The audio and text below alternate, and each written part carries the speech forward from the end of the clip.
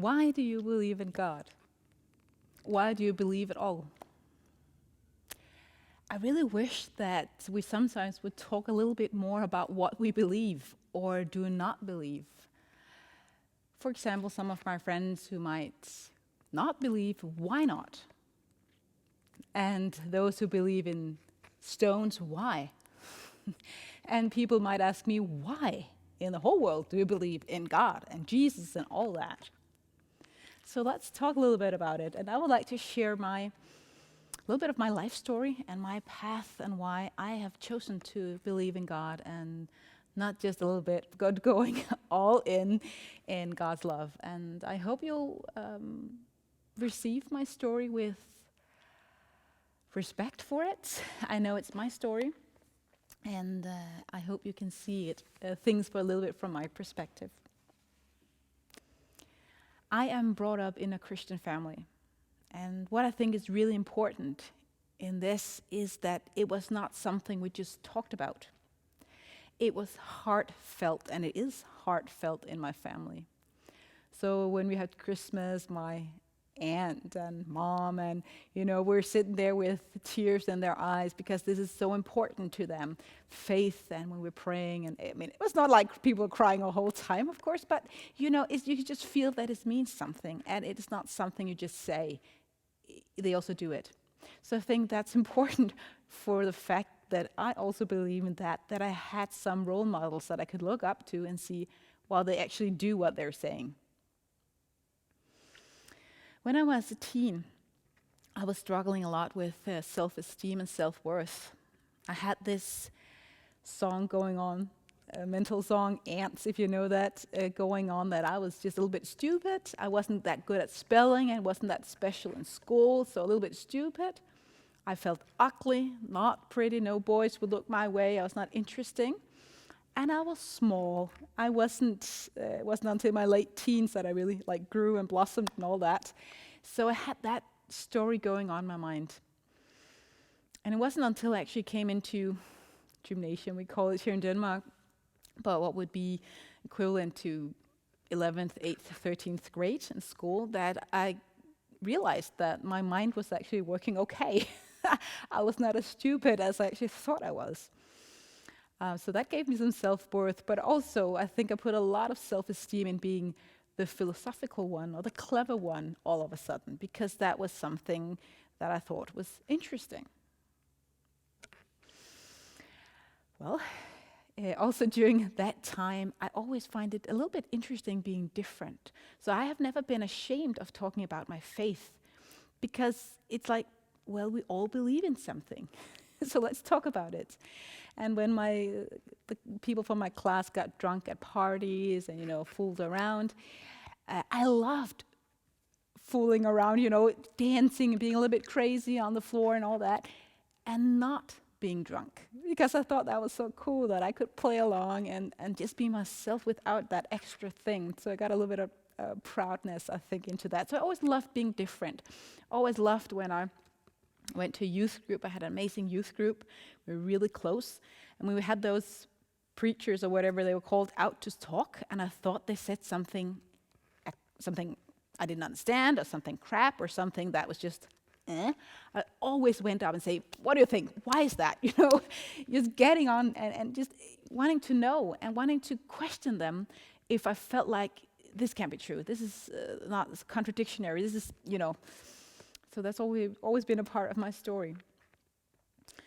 When I was around 19, or 20, I went to Thailand for 3 months, or 3.5 months, with some that became friends, to do some social work. And actually, I just wanted to travel. And I went there not knowing exactly what to do, but I wanted somehow to save the world, right? You have that young idealism, you want to make a change. And I went there and came up to work at an AIDS hospice in Thailand together with a friend. And God just disappeared from me completely during that time. I remember praying and praying, and I just saw all these, most of them young people, laying at this hospice, sick of, AIDS, but you die of other diseases when you have AIDS. And I could not do anything. I could just speak a little bit of Thai language, and that's it. So I saw horrible things, deep wounds, all these things, people dying, had to put cotton in their noses and behinds, and and at that time it was hard, and I felt like, God, why you're not here, doing some miracles, I'm praying to you. But God was just kind of gone, at least in my emotions. And I went home feeling kind of defeated. And I went home around Christmas time, and I just remember walking around in Copenhagen where I lived at that time, thinking, how can people buy expensive boots? How can they buy jackets when people are dying, of AIDS or of hunger somewhere else? How can I even have clothes on, So I became very self-conscious about not taking care of myself, or because I guess I was a little bit shocked, or maybe a little bit traumatized by what happened or what I experienced during these 3 months in Thailand working with dying people. And God was still gone. And I wouldn't say I was depressed, but I just felt like, hello, knocking on heaven's door, and silence. Then a friend of mine came, I think it was 2 months after I returned from Thailand, and I didn't know what to do, and I was like, everything is just meaningless, pointless. But this friend, or one of my network, came and asked me if I wanted to go to Australia for a 5-month disciple training school with DTS, or YWAM. And I was supposed to answer within a week, and he would pay the whole school. He would pay the flight ticket there. And I was like, what? And that's a lot of money. And something happened with him that just made it possible for him to give me this present. And I was like, this is too crazy, this is an opportunity I cannot say no to, but I actually didn't want to go because I was feeling self-pity and, after that travel, and I just didn't know what to do. I asked God, and honestly, I didn't feel like I got an answer. But off I went 2 weeks after he asked me to Australia, all by myself, turning around 20 at that time, or 21. And I went down to the school where they were charismatic, and maybe you don't know what that is, but it's more the kind of Christian church or culture where you're having worship songs and hands above your head, and a little bit more emotional than what I was brought up with. I was brought up with a lot of, understanding the word, the Bible, and logic, and explaining the faith. So I was sitting the first weeks on my seat, like holding on, like, what's going on here? Why are they so happy? And I just came with this defeated sensation that God is gone. God is away. I experienced all this horrible illness and all this, and they're just, happy, clappy people, and that just was too much. During that time, at some point, I just had to say, okay, God, I don't know where you are. They're clearly very happy about you. I can see that. And the teaching also do something to me, but I have to let you kind of filter what I hear. I can't just sit here.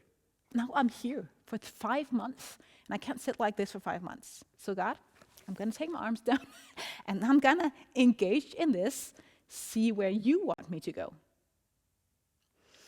And when I kind of gave up my self-pity at some point, God started working in me.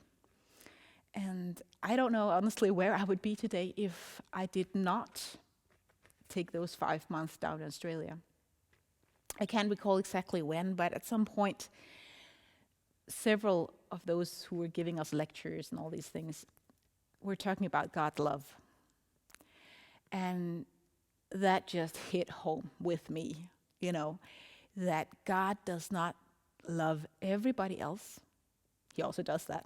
But he also loves me, not just my sister or my brother or the pretty ones or the clever ones. He loves me.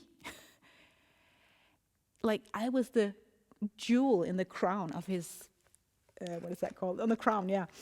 And that I was unique to God. And that broke down every barrier and every I think pride and everything that I had, because that was just so meaningful. And God just softened my heart, and I experienced God in a completely new way. I think I often have told the story about me in Australia. I found a church, a Catholic church actually, where outside the church there was this figure of Jesus standing in mountain pose actually. And sometimes when I went to the church to get some silence because there was a lot of things going on at the school. So I went into the church and just sat there. And when I went out, the statue was outside the church. I felt like I passed Jesus and I would wave goodbye to Jesus, going back to the crazy at the school. Until one day I felt like God was saying to me, hey, you are not waving goodbye to me. I'm not the statue. I am taking your hand and I'm going with you down the hill to the place, the ship actually, where we lived. And that was powerful. And the last month as I was there, I had like an experience of being in love with God. Like really, like that feeling of being in love. And you can say a lot of things about schools and what happened there, but that was priceless. That God did that to me at that time. So I went back to Denmark and was very nervous about how to meet all my, I would say, serious Christian friends, lovely serious Christian friends with all my new experienced happiness and worship music and all that. And I came back and of course things wore off a little bit as time passed. And I also remember one time I was praying and stuff, and I felt like God was saying, it's okay, all these emotions like that, falling in love with God, it's okay that it disappears because you're growing up. As a baby, you needed that to grow.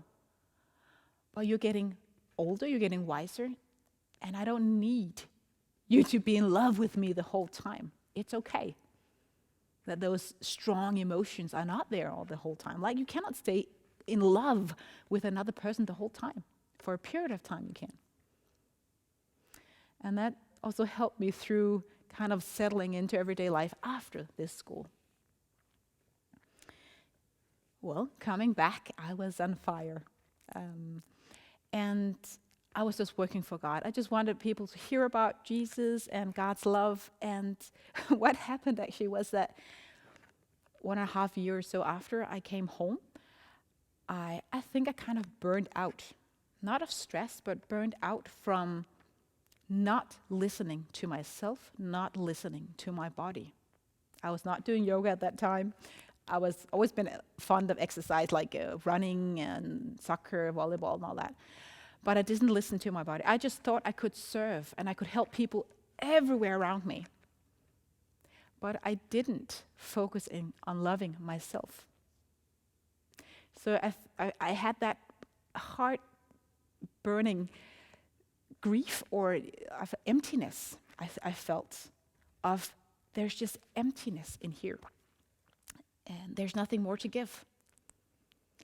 And I was and I still am, I think, struggling with finding that balance between loving God but also loving my neighbor as myself without it being completely selfish or selfless. Where is that line? I don't know. But I just know I met that.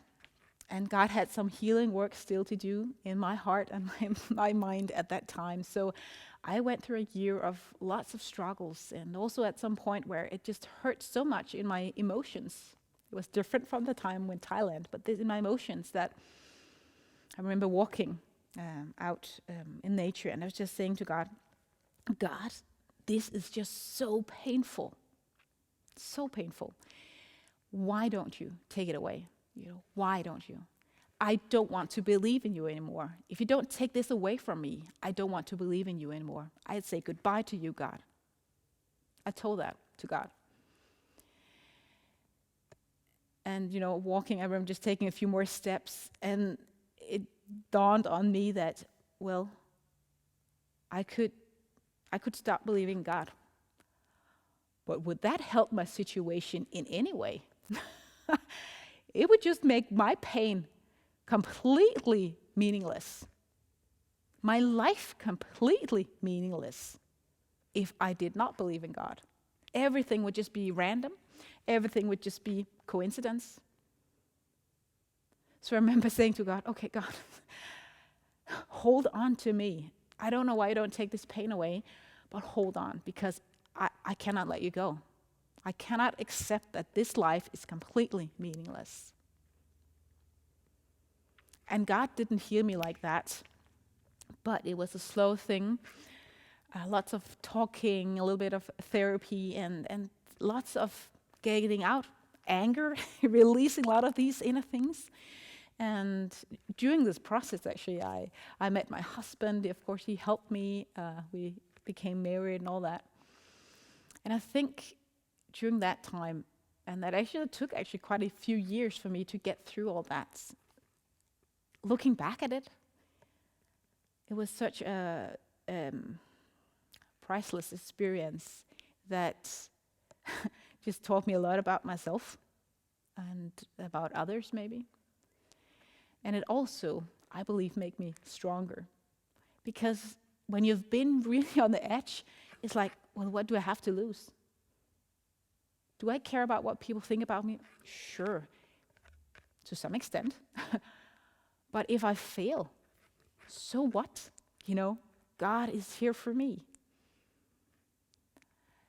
I think that's also why some people sometimes look at me and she's doing all these things, and so some people are really scared of stepping out, doing things.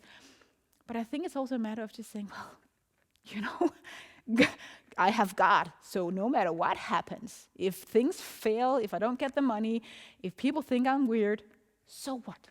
So what? So these experiences has nothing to do, yes it has, but still it doesn't have to do anything with my yoga practice as such. I studied 2 years of theology, and actually that was when I also had a really hard time. And after that I started sociology, social science at university, and took that university degree for 5.5 years. And during that time I did a lot of volunteer work, working with volunteers, and became self-employed with speaking about volunteer management. So this was I thought at the beginning, my big calling, talking about volunteers and managing volunteers in Café Retro, an organization that I started together with some other young people, non-profit organization. So I did a lot of that. And then all of a sudden this fitness thing came in. A friend of ours opened a fitness center around the corner. I became a fitness instructor just 1 or 2 hours a week. And I was like, God, what's the purpose with this? That's weird, but I love that exercise, that sensation in my body. And then a few times into that, and I got pregnant with my 3rd child. I had to finish a little bit of my engagement in this volunteer NGO work that I did.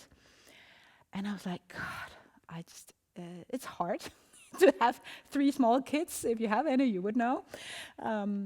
And I just felt God was saying to me, hey, 2 years, give me 2 years. Don't start anything new, don't do anything crazy for 2 years. And at 1.5 years into that, I think, or actually 1 year into that, I did yoga. I had to look at what this yoga thing is. 2014. Summer, I went online, did a yoga class with Tara Stiles, and I loved it. And I thought, this is weird, and I was like, somebody must have connected this with the Christian faith. This is so great. I get so calm in my body. Awesome. I looked online. I found Yoga Faith as the first step into this, and I could start the training online. So of course I did that. That was still within the 2 years God had told me not to do anything crazy new. And at the end, so that was summer, I started yoga and I took that training and all that. During the spring, when almost 2 years was up, I invited Michelle, who is the founder of CrossYoga, to come to Denmark, and we had the first yoga conference. And I felt like this is interesting. This is really interesting.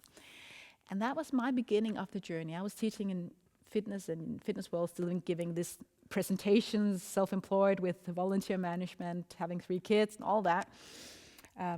But yoga just grew on me in Christian yoga, and I felt like this is God's calling. I felt like the puzzles, the pieces of my life, like the leadership experience I could use in CrossYoga right now, my bodily experience I could use, my struggles as a young I could use. But what I was still struggling with those was how to get this healing language into my yoga practice. So I practiced that a lot and had to find a whole new language that I had to use to be able to do what I do today. And it's by the grace of God that this actually happened. So I know I didn't talk a lot about the yoga, but I think I talked a little bit about why I believe. And I believe in God because I just denied to accept that life is pointless, that you and I are coincidence.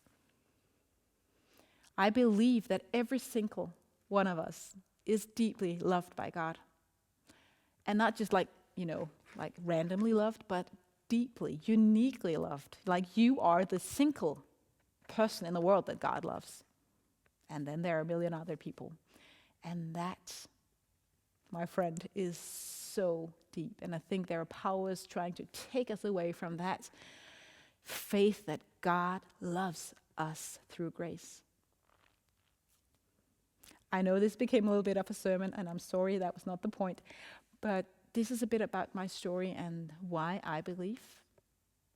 I hope you want to share your story with me. I don't want to throw anything in your head, but I just want to talk about faith. I just want to talk about why we believe what we do, because so many people actually don't know, I think. Thank you so much for listening, and thank you for writing comments down in this part down here below, and God's blessings on your path wherever God takes you.